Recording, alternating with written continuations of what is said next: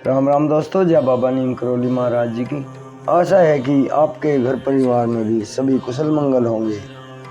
आपके परिवार के ऊपर श्री राम जी का, हनुमान जी का, शिव शंकर महादेव जी का, मेरी आदि पराशक्ति माँ नव दुर्गा, माँ शेरा वाली का अपार सहारा होगा। अपार कृपा आपके ऊपर होगी सभी देवी देवताओं की।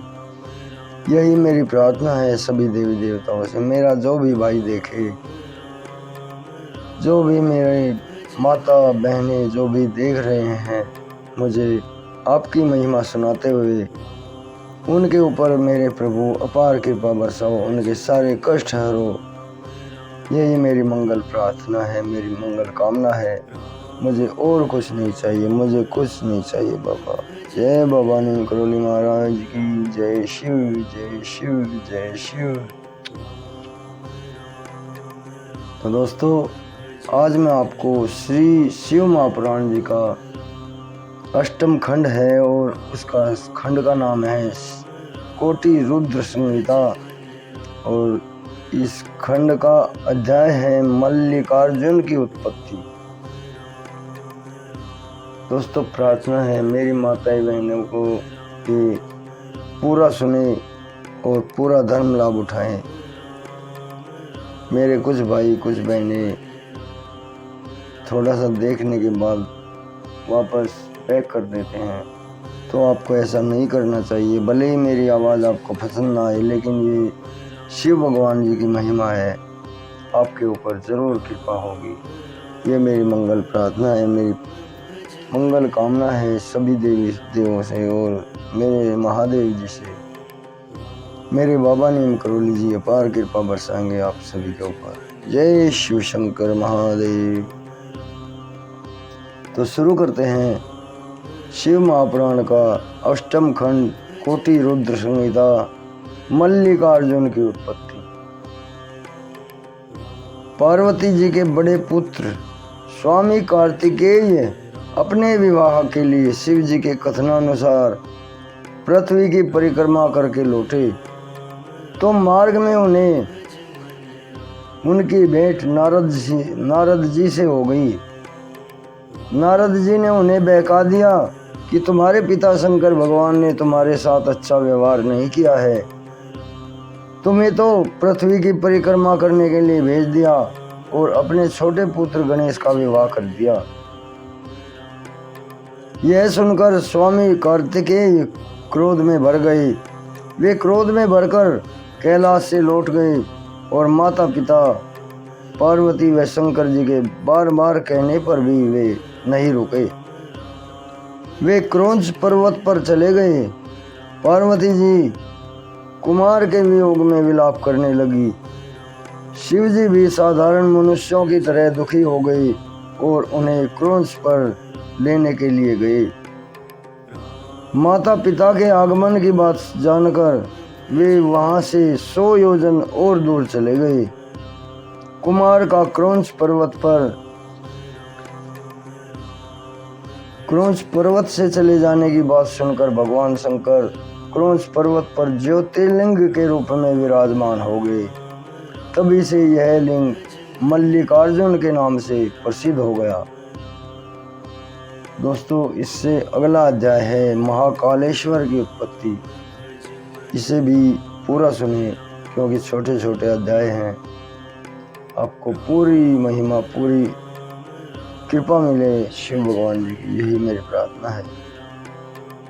तो शुरू करते हैं महाकालेश्वर की उत्पत्ति। अवंती नाम की एक नगरी में एक शिव भक्त ब्राह्मण रहता था। वह प्रतिदिन नियम पूर्वक पार्थिव शिव पूजन किया करता था। शिव जी की कृपा से ब्राह्मण को किसी भी चीज की कोई कमी न थी। सब प्रकार के सुख भोग कर वह अंत में शिव जी के परम पद को प्राप्त हुआ। उस ब्राह्मण के 4 बेटे थे, जिनके नाम देवप्रिय, मेधाप्रिय, सुकृत और धर्मबाहु थे। ये चारों पुत्र भी अपने पिता की तरह शिव भक्त थे। अवंती नगरी के पास ही रत्नमाला नाम का एक पर्वत था।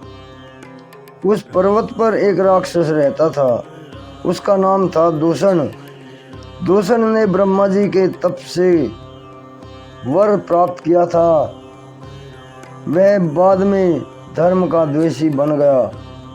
वह धर्म की अवहेलना करने लगा और देवताओं को पीड़ित करने लगा। अपने बल और पराक्रम से उसने दोनों लोकों को जीत लिया। एक दिन वह राक्षस अवंतीपुर में आ गया।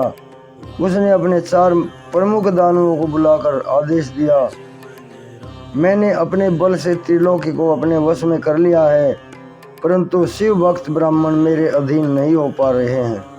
अतः तुम चारों समस्त ब्राह्मणों को एकत्र करो। उन्हें बताओ कि अब उन्हें मेरी आज्ञा के अनुसार चलना होगा, नहीं तो उन्हें दंड देकर मेरी शरण में लेकर आओ। ये चारों दानव दूर दूर तक उपद्रव मचाने लगे। प्रजाजन दुखी होने लगे, परंतु ब्राह्मणों पर उनका कोई प्रभाव नहीं पड़ा। प्रजा के लोग ब्राह्मणों के पास जाकर प्रार्थना करने लगे कि प्रजाजन ब्राह्मणों से बोले, हम आपकी शरण में हैं। ना मालूम ये दानव दुराचारी कहाँ से आकर उपद्रव मचा रहे हैं। इन्होंने बहुत से मनुष्यों को मौत के घाट उतार दिया। आप हमारी रक्षा करो।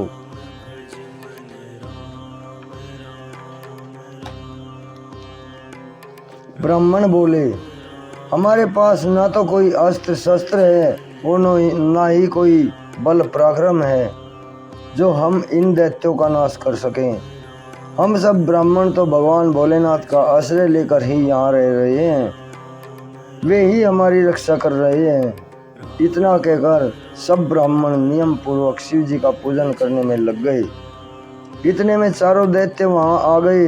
वे सभी नगरवासियों तथा ब्राह्मणों को देखकर बोले, इन सबको पकड़ लो और मारो। परंतु शिव भक्त ब्राह्मण निर्भय होकर शिव पूजन में लगे रहे, परंतु प्रजाजन डर कर भागने लगे। दानवगण जैसे ही ब्राह्मणों को पकड़ने के लिए आगे बढ़े, त्यों ही पार्थिव शिवलिंग के नीचे की भूमि भीषण आवाज के साथ फट गई। इसके बाद भयंकर शब्द करते हुए भगवान शिव जी प्रकट हो गए। उन्होंने भयंकर हुंकार भरकर सभी चारों दैत्यों को तथा उनकी सेना को और दूषण नामक दैत्य का विनाश कर डाला। भगवान शिव जी के इस अद्भुत चरित्र को देखकर सभी मुनिगण तथा देवता प्रसन्न हुए। देवता आकाश से पुष्पों की वर्षा करने लगे। शिव जी ने ब्राह्मणों से वरदान मांगने के लिए कहा। ब्राह्मण बोले, हे स्वामी, आप हमारा संसार में आवागमन के चक्कर से मुक्ति को देकर अपने चरणों में स्थान देने की कृपा करें। इस जगह आपका सदैव निवास रहे और सभी की मनोकामनाएं पूर्ण हो। भगवान शिव तथास्तु कहकर यह स्वयं महाकालेश्वर के नाम से वहाँ विराजमान हो गए। ये महाकालेश्वर भगवान सभी दर्शनार्थियों के दुख को दूर करते रहते हैं तथा पूजन करने पर सभी पापों का नाश करके सबकी मनोकामनाएं पूर्ण करते हैं। तो दोस्तों, ये शिव महापुराण के 2 अध्याय सुने हैं आपने। इन्हें आगे भी शेयर करें ताकि आपको शिव भगवान जी की अपार कृपा और भी ज़्यादा कृपा प्राप्त होगी। क्योंकि हम भगवान की जितनी महिमा का गुणगान करते हैं, जितनी अपने प्रभु की महिमा का प्रसार करते हैं, प्रभु उतना ही हमसे प्रसन्न होते हैं। जय शिव, जय शिव, जय शिव, जय बाबा नीम। अभी आज्ञा लेता हूँ दोस्तों। कल मैं आपको महाकाल की महिमा, ये पाठ है अगला शिव महापुराण का, इसे सुनाऊंगा। जय राम जी की, जय हनुमान जी की, जय शिव शंकर महादेव, जय बाबा नीम करौली महाराज जी की।